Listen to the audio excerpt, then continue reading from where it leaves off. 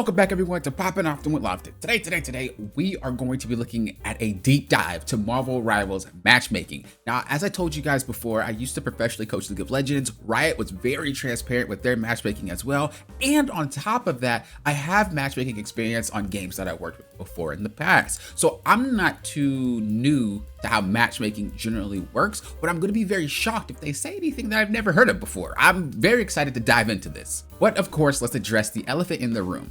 The main reason why they made this video was because of the EOMM claims, engagement-oriented matchmaking. Now, for those of you that don't know what it is, a brief summary is the game pretty much dictates whether you win or lose for the sake of engagement. So they make you lose a lot to keep you playing, which doesn't make sense. And then once they make you lose, they're going to give you a lot of free wins. There's no true skill to the game. It's just the game dictating exactly how your climb is going to go. So there are three types of EOMM players out there.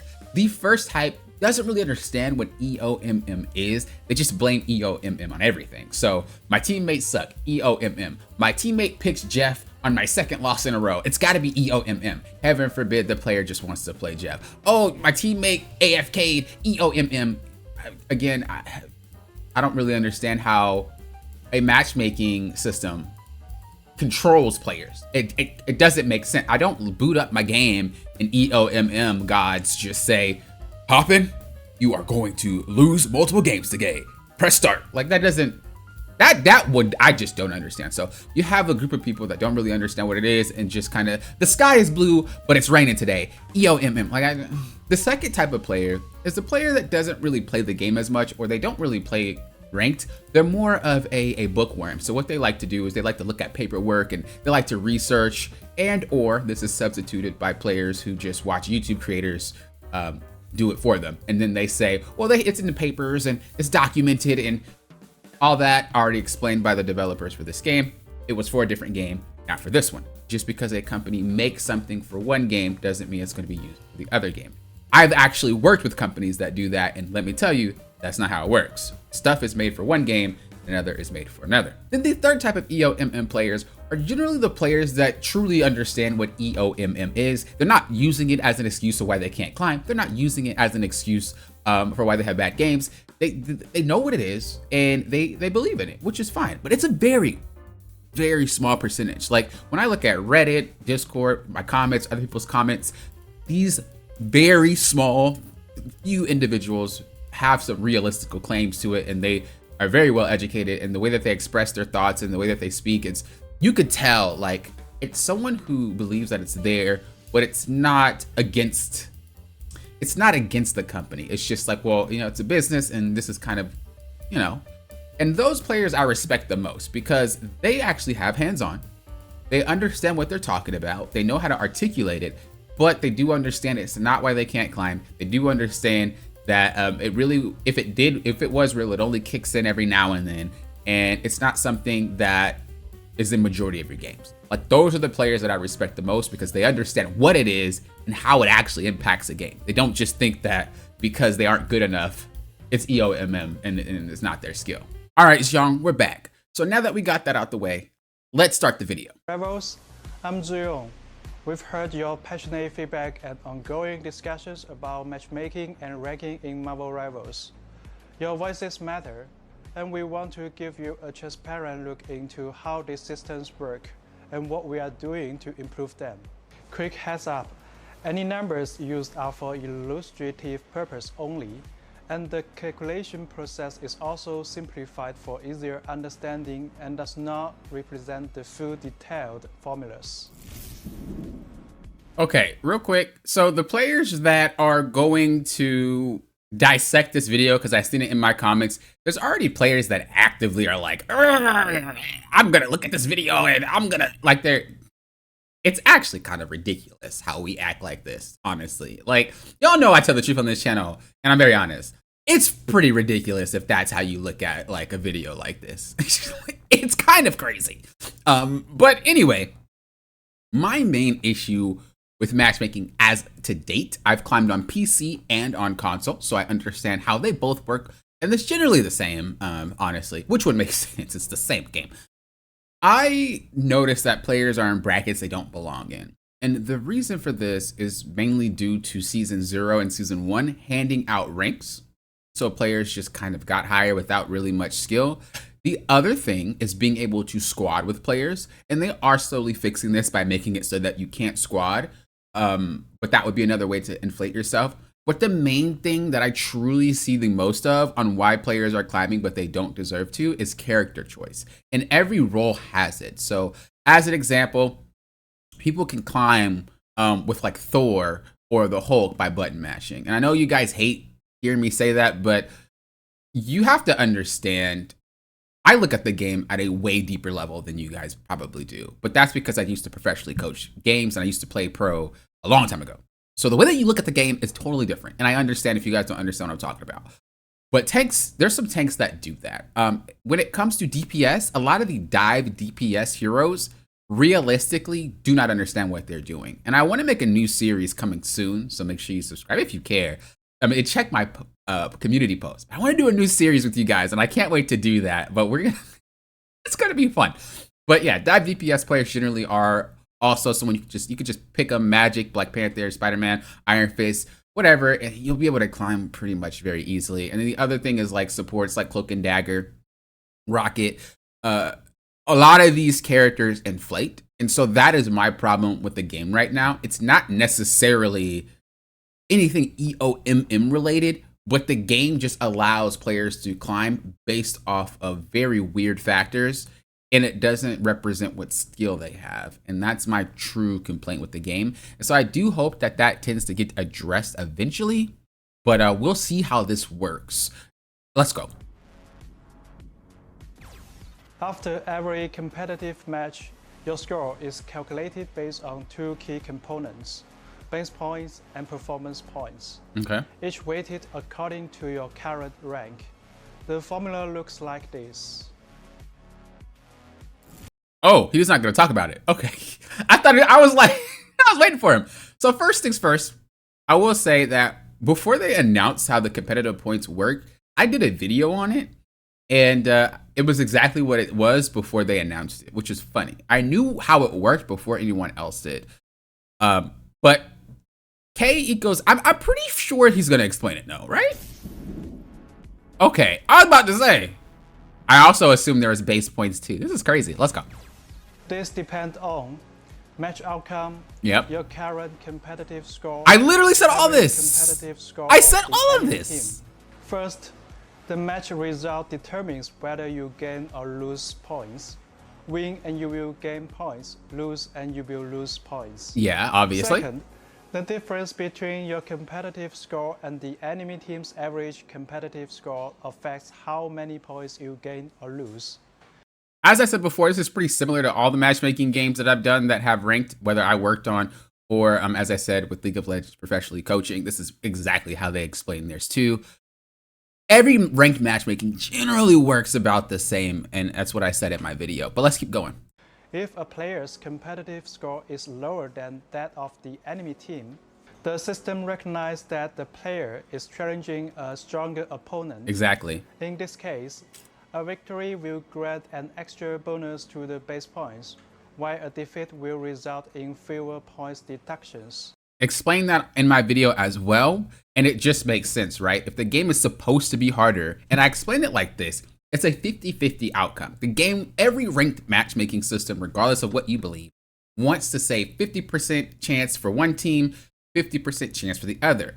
It doesn't always work like that. Sometimes the system will give you a worse game, so it's 49-51. It happens sometimes because they can't always make 50-50. No true matchmaking system always works like that. And there's always other factors that the game has to put into it too. And I don't think this rank system is that detailed. I think it literally is your rank is my rank, let's fight. Like, I think that's how that works. He's gonna explain more, but I think on a base level, that's kind of how it works without MMR. Now, as I said before, the 50-50 thing, if team A has 49% chance of winning and team B has a 51% chance of winning, the team with the fewer chances of winning will actually end up getting more points if they win and lose less when they lose. I said this in a video already, and again, it's pretty interesting to see what I say without any information from Marvel Rivals at all come to fruition. It's pretty crazy. The reverse applies when facing lower ranked teams. Examples: players' competitive score 3,500. Okay, so this is literally exactly what I said. So we're gonna skip this and just kind of skim through because this is exactly what I had in my video. Hold on, real quick. I'm gonna just explain. Real quick. Do you see what I mean? Now, granted, Zhang, yours is much prettier than mine, but it's crazy that I literally said the same exact thing. Even here, again, Zhang, yours is much prettier than mine. I did research. I played multiple accounts. I looked at viewers' accounts. I did a lot. I put a lot of thought into this, and it's funny because the players were like, a large majority of you guys were like, oh, I understand now, Pop, and this is great. But there was people that were like, that's not how it works. And I was like, bro, this is exactly how it works. What are you talking about?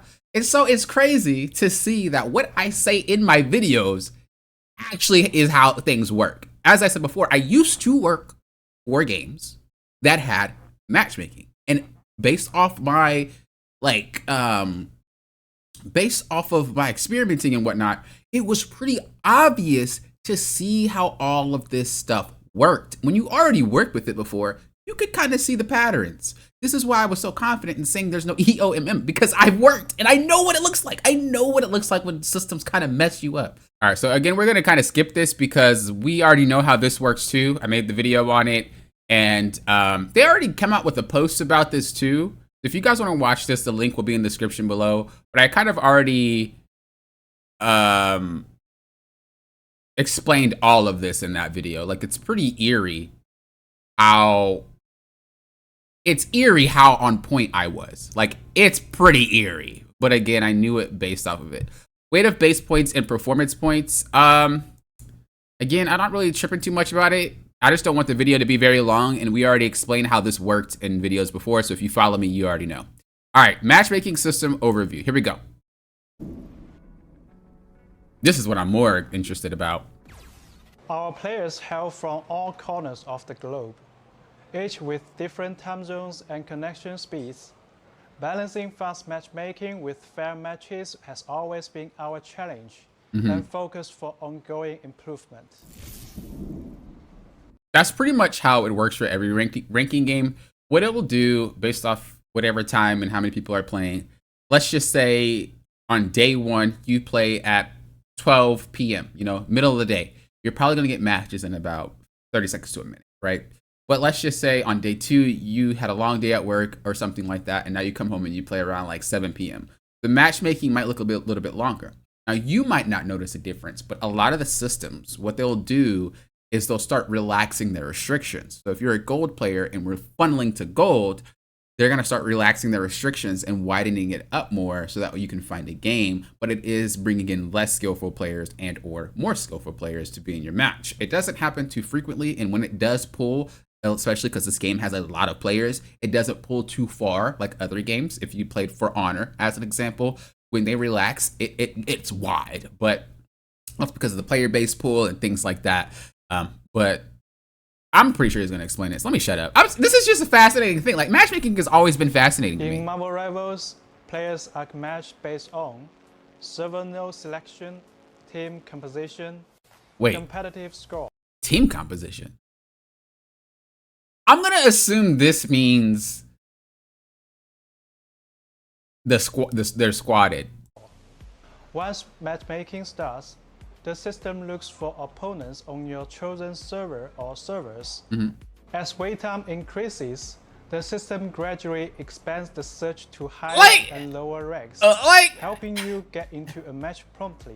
I already explained this in so many of my videos. Like, I already know how this works. It's crazy. I don't even know if I should watch this. I don't want to bore you guys. Okay. In terms of team matchmaking, how this works is that generally speaking, the game is going to try to put you against similar. So if I have a group of 3 people, they're going to have a group of 3 people. If I have a group of 4, they're going to have a group of 4. That's what they try to do. Sometimes it doesn't work. So if I have a group of 4, there's a 2-2, it may be 1 random and another random. So that equals 6. But it does try to match the exact squad. Unfortunately, you might be the 1 or 2 solo queue players in a squad match. But again, This is why they're, I think, having restrictions for later ranks, because it's not fun to be forced into a game when your team is squatted and you're one or two people are out. Then you're treated differently and they don't play with you, and it's not fun. So they're adding more restrictions to it. And that's generally how it works. But let's see if that's how it works. If this is what he says, we'll just skip it. Team matchmaking is based on team size. For fairness, a 6-player team will only face another 6-player team. That's kind of obvious. Finding an exact match can take time when taking into account all the factors, like competitive scores, server selection, etc. Since launch, 5-player teams have been disabled to protect solos.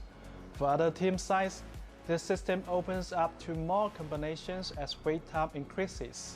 So when he's saying that 5 is disabled, I know a lot of people were asking about that. You have to think, if there's 5 players and you're the one odd man out, it's very hard to play with that group, right? They're gonna have different ways of climbing, because we all climb differently. Like, everybody thinks, oh, you're all gold, you're all diamond. That doesn't mean we all think the same. We all get to where we are by behaving differently and thinking differently. It's a very complex game, even though it is a simple game. So if you have a team of 5 and you're by yourself, if your views on the lineup, they're going to be very mad at you. They might start reporting you. They might not play with you. You know, that type of behavior just isn't fun in a competitive mode. And I don't know if he dives deep into that, but I've been in a scenario where the developer had that set up and it's not fun. And it was obviously removed. There's not many games that do that anymore, because it's just not a fun time for anybody. Take a 4-player team, for example. The first system tries to match with another 4-player team. Okay, so pretty much exactly what I said in my other videos as well. We're just going to continue through it. Again, if you want to watch the full video, please feel free. This is just my thoughts on stuff. But because I already explained how matchmaking works,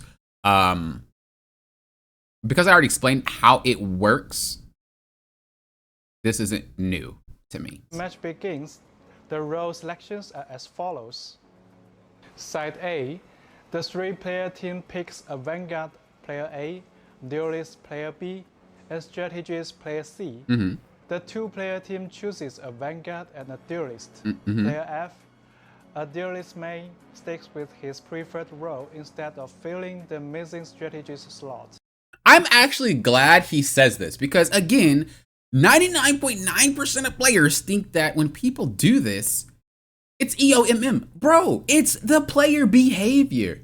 The matchmaking system doesn't control what the player does. I just don't understand how people think like that. It doesn't make sense logically.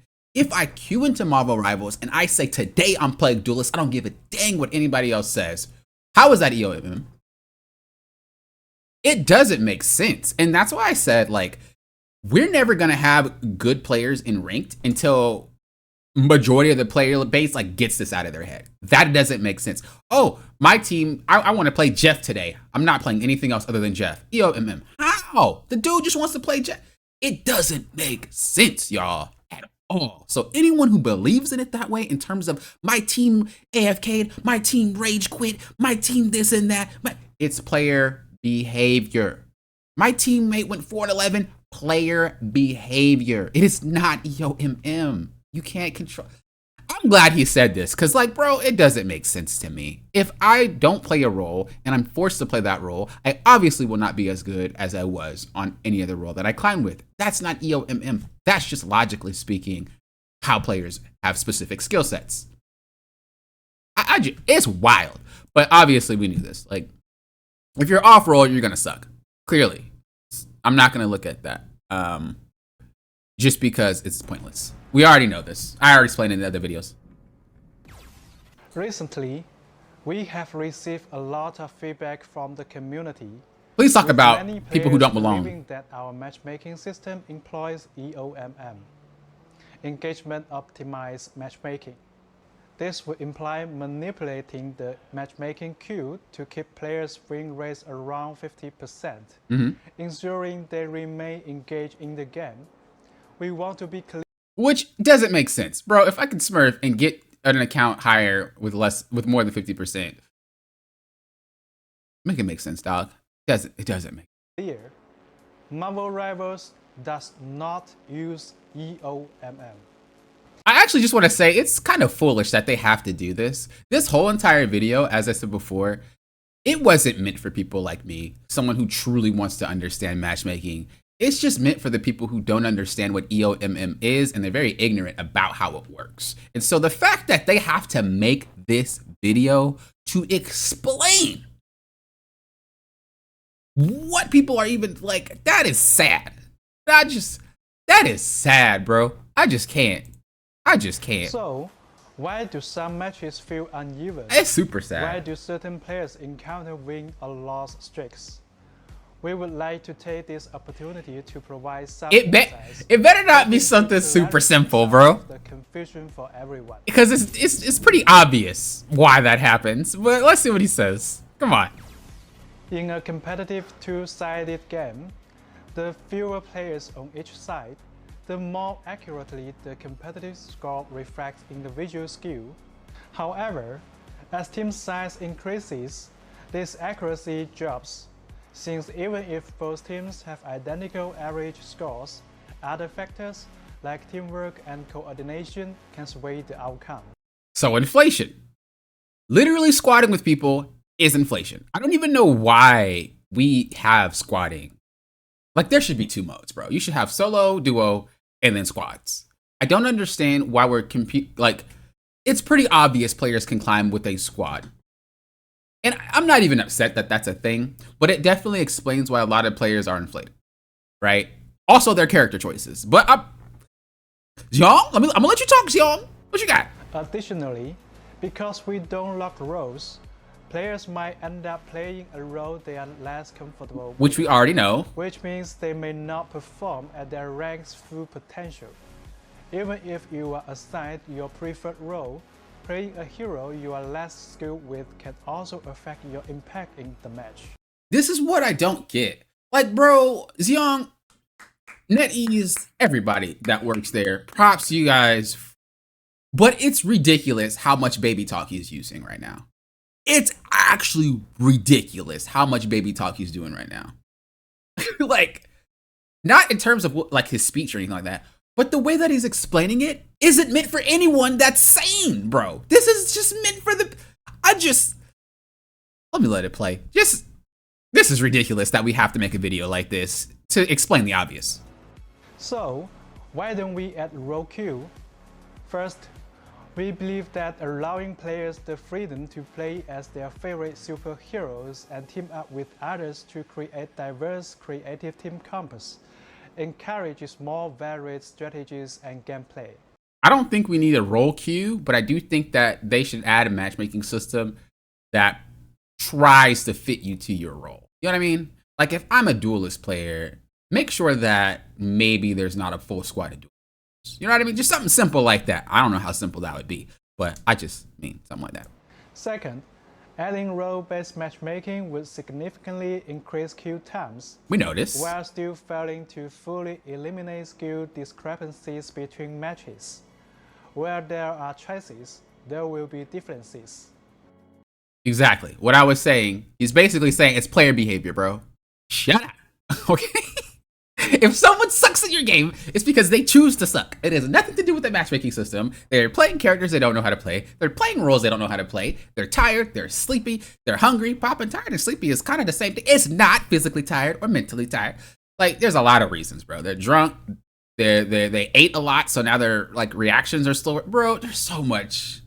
I can't believe you're making this video, Xiong. But, you know, again, props to you and netease for Objectively, it's quite challenging to have an equal number of players across the 3 roles. That's true. To strike a balance between matchmaking speed and fairness. You'd have to have a fill system. The competitive score ranges for each role would have to differ. Roles with fewer players would have lower competitive score thresholds. With role queue, you don't need to have ranks tied to the roles. Do what League of Legends does. There's a couple of other games that do it too, and they're very successful with it. You don't need to have a rank attached to each role. Just make it so you queue for a rank that you want. Have it be cosmetic, really. And I don't really mean truly cosmetic, but let's just say I want to play as Vanguard this game. Maybe have matchmaking start for 15 to 30 seconds searching for a slot for Vanguard. If it does not, make it fill. This way, you're not forcing a role queue, but you are making sure that the player that's queuing for that role could potentially get what they want. And even if it's not role queue locked in, right? Imagine they get into a match thinking that it is, even though the threshold time passed, they would still be happy. Whether or not they need to fill, the game tried. And I think that's really what I want. Not gonna speak for anybody else. I want the game to try. You know what I mean? That's the most important thing to me. So let's keep moving. While roles with more players would require higher thresholds. This, in turn, will lead to greater variance in match quality. We are working to introduce more interesting Vanguards and strategies. Please do. Oh my goodness. To give players more choices. Because goodness But gracious. These changes will take time to develop. We definitely need Thank you more. for your patience. Okay, win-loss streaks. I mean, it's pretty obvious why it happens, but let's see the baby talk. What you got? Statistically, win and loss streaks are a matter of probability. This is literally like 5th grade, bro. He's baby talking us. And again, it's not for people like me, but the people that truly believe EOMM exists, and again, not the ones that like have a really firm grasp of what EOMM means, but for the majority of players that just think EOMM ruins everything, he has to talk like this to make sense to you. And even then, y'all probably still won't make it make sense. I was young. Holy crap. This is crazy. Example, This is crazy. two sides are truly 50-50. I literally said Over this. 3 games, the chance of 3 consecutive win or losses is 12.5%. Also, Over 10 games, the chance of 3 or more wins or losses in a row rises to 50%. Also, Dan, shouts out to Dan. Shouts out to Dan. I pinned your comment before. Dan said this. He said, and I don't know it quote for quote, but he said if you flip a coin that's truly 50-50, it is not a 50-50 chance it's going to land on heads and tails. The highest, he said, was 7 or 8 or 9 of it landing on one repeatedly. So heads 7 to 9 times in a row. I forgot what he said. If a perfectly 50-50 chance doesn't make 50-50, what makes you think matchmaking will? And it's crazy because the person that was commenting on his comment explaining about EOMM, he did. Actually, I'm gonna pull it up. All right, so this was on my EOMM excuses video. I was saying that EOM doesn't exist, blah, blah, blah. This is well before Marvel Rivals has announced it publicly. They only announced it in the Discord. So on this video, this player says, I don't know that what people say is happening is exactly EOMM, but they do definitely feed you losses and wins. Why is it in ranked? I have many games that are in a row where our team destroys the other team and the other way around. That tells me there's something wrong with matchmaking. And Dan, again, shouts out to you because my man, you're very well educated and you articulate a lot of what you say. Anyway, shouts out to you. So they say, fun fact, since 2003, the world record of consecutive coin tosses to one side is 8 times in a row. That means that even if the game was perfectly balanced, each game you still could go on a several game losing or winning streak. And that's if the game is perfectly balanced. Here you can have 10 people, and I think he knows it's a 12-6-6 game, but I think just for demonstrative purposes, he says 10. Here you can have 10 people that have a perfect 50% win rate. But because there is no role queue, your team may have been composed from 6 brilliant DPSs that would carry the game, but know not how to tank or heal. All of a sudden, the team is unbalanced and it gets steamrolled. You don't need to throw one player with 5 bad players to achieve a steamroll situation. And that's just one example. Your team picks get countered. The opposite team, I mean, pretty much just Dan is very well. Just Jesus, he's just amazing. And then, of course, arguments, just the way that they speak is crazy because this person says this point isn't as good as you may think. The matchmaking resembles a coin flip. That's not what skill-based matchmaking should be. That's not what the player was saying. But you can see how, and this is not to BM anybody that commented, do what you want. But I'm just saying there's a lot of players that understand well beyond the EOMM blaming game. You know what I mean? Including myself. What is being said does not make sense. And when people bring sense to what is being said, it's either dismissed or they come back with some weird argument that makes no sense. So they just bring more sense into the nonsense. You know what I mean? So it's okay if you believe in EOMM, but you have to realize there's so many more factors. It's not because people are intentionally throwing your games. Bro, it's literally how matchmaking works for every game with no role queue and for people that are specialists. If you're a one trick, you can't play anything else. If you're forced to, you're stuck. That doesn't mean the person's... I just don't. Back to the video, man. To 50%. So, over enough games, everyone will eventually experience win or loss streaks. For those interested, you can use tools to calculate the probability of achieving a streak, whether it's 5 consecutive wins or 5 consecutive losses. And This is why the game feels coin flip to some.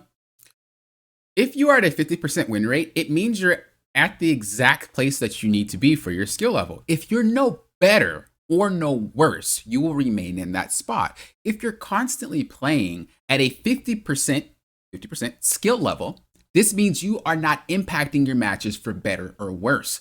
This means that it feels like the game is deciding for you, but you're not good enough or bad enough to impact it negatively or positively. Okay? When you go on win streaks and loss streaks and you feel like you can't control it, it's because you don't have enough skill yet to climb. It's that simple.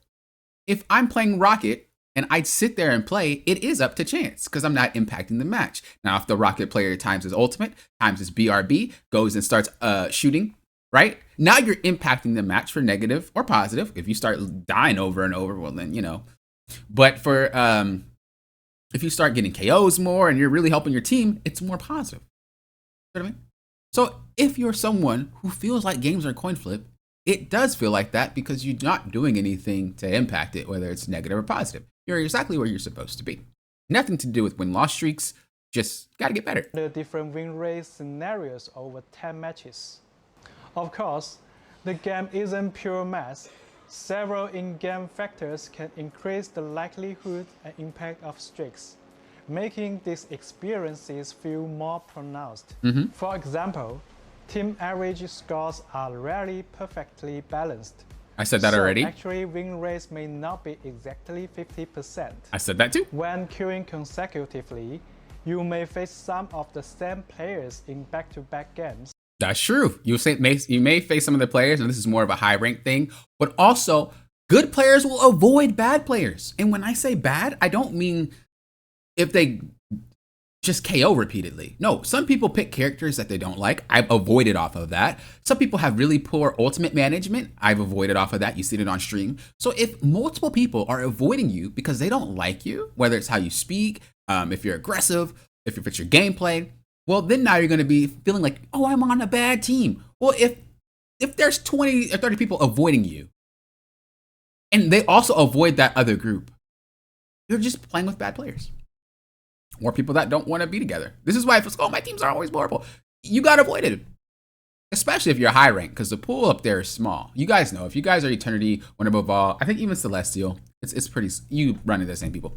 When you're avoided, you're going to be on a team with other avoided people. I've seen it.